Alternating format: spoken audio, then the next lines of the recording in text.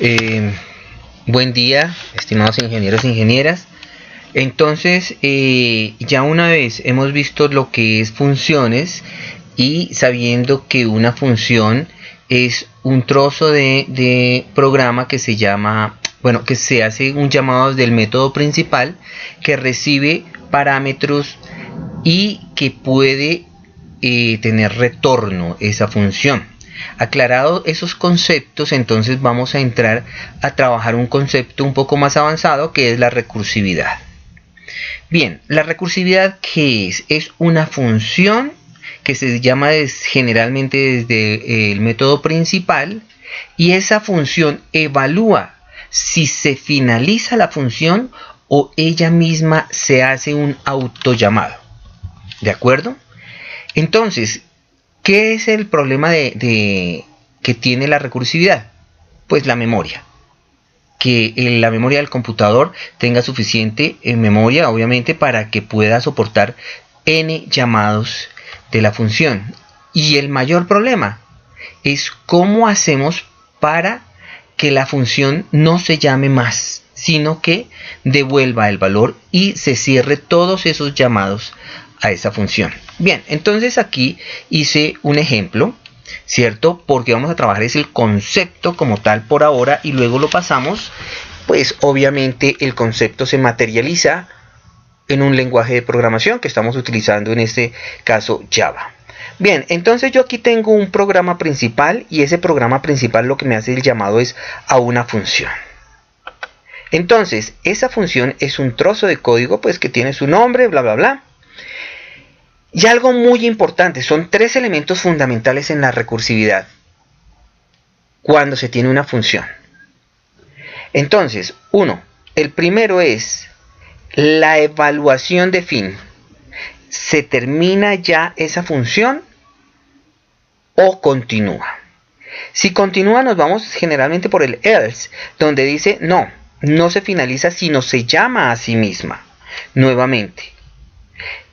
Después de que se llame, ¿cierto? Y que finalice, pues va a generar el retorno, sea bien porque finalizó o sea bien porque se ejecutó su función correctamente y genera el retorno. ¿Retorno que va a dónde? Pues a la función llamadora. En este caso, esta función no termina y va a llamarse a sí misma. Entonces, ¿qué es lo que sucede? Se abre otro espacio computacional, otro espacio de memoria donde esta misma función se ejemplifica o se crea en memoria un trozo de código idéntico, pero con otros parámetros que muy posiblemente se hayan enviado desde aquí, desde esta función. Y vuelve a hacer lo mismo. Finaliza, si no, pues vaya y se llama nuevamente. Si se llama nuevamente, pues se crea otra función en memoria, ¿cierto? Una copia, un ejemplo de esta función primitiva y vuelve a evaluar. ¿Finaliza la función o continúa? Digamos, continúa y se vuelve a abrir nuevamente. Digamos, aquí finaliza, ¿cierto? Entonces, ¿qué es lo que sucede? Viene un retorno. Cuando finaliza, esta señorita, esta función desaparece. Ya finaliza esta, retorna, desaparece, finaliza, retorna, desaparece, finaliza, retorna, desaparece y volvemos aquí en cascada. Primero asciende creándose en memoria y luego desciende desapareciendo de memoria. Nuevamente, importante el concepto de finalizar. Esto es lo que marca que la recursividad sea controlada o no. Bien, vamos entonces a un ejemplo más concreto que es el típico ejemplo que se explican generalmente los docentes, que es la recursividad con un número factorial. ¿Qué es un número factorial? Por ejemplo, el número 4, pues es sencillamente la multiplicación de 1 por 2 por 3 por 4. Entonces, alguien muy habilidoso dirá, no, pues eso se puede hacer en un for. Claro, en un for se puede hacer tranquilamente, pero como el concepto no es el manejo del for, ni de un while, ni de un bucle en particular, sino de la recursividad, entonces lo vamos a hacer es de forma recursiva. Entonces, ¿qué sucede? El programa principal va a ser el llamado a la función. La función recibirá como parámetro pues el valor que se le ha ingresado, que para este caso es 4. Bien, puede ser 5, 10, n, ¿cierto? ¿Qué hace la función? Pues llama, ¿cierto? Se llama. Dice la función llama a la... pues se llama al trozo de código y le envía el parámetro que recibe la función 4. Y fíjense que para este caso en particular, la función lo primero que evalúa es el fin. ¿Y el fin cómo es? Pues sencillamente si ya llegó a 1.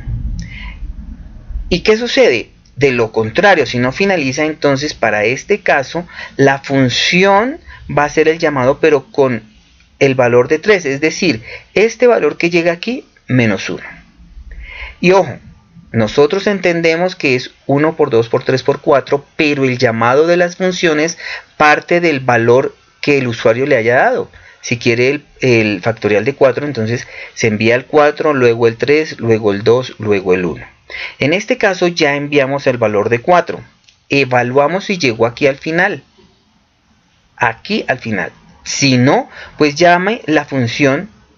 Llámese a sí mismo a esta función, pero con valor de 3. ¿Qué sucede?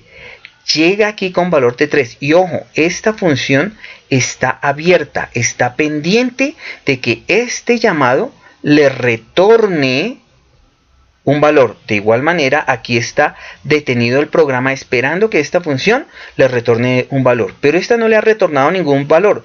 Sencillamente se llama a sí mismo, se abre una ejemplificación en memoria, ¿cierto? Y llama a la función. ¿Con qué valor? Pues con el valor que fue llamado, de 3.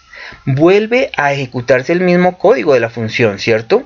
Pero dice, ya llegó a 1, ¿a cuál? A este valorcito. Dice, no, como no, entonces vuelva y se llama. ¿Pero con quién? Pues con este valor menos 1, o sea 2. Volvió a crear otro espacio en memoria y esta está pendiente de que le dé su respuesta, como esta función está pendiente de que le dé su respuesta, como aquí el programa principal de igual manera. Volvió a abrirse y fíjense que lo llamó con 2. Vuelve a evaluar, ¿ya llegó al último? No, entonces llámese a sí mismo, pero ya con este valor disminuido en 1. Lo llama. Llega aquí, la función llega con el valor de 1 y dice, hey, ¿es 1 lo que llegó? Sí. Entonces ahí devolverá algún valor, aquí con el return, ¿cierto? Con este retorno, retorna un valor, ¿cierto? Y ahora nos devolvemos, vamos en cascada, le devuelve un valor que llegó aquí, ahora sí puede venir aquí al retorno y le devuelve ese valor aquí. A esta función, ¿dónde? Aquí, donde fue llamada, y viene y retorna. Este retorno le envía ese valor a esta función, ¿en dónde? Aquí, donde fue llamada, y luego, pues le retorna aquí, ¿a dónde? A donde fue llamado.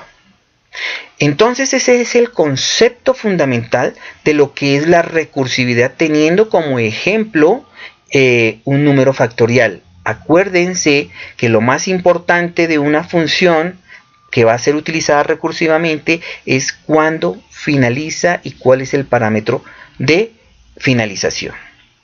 Recuerden, mi nombre es Mauricio Abella. Voy a materializar este ejemplo en el próximo video. Muchas gracias y buen día.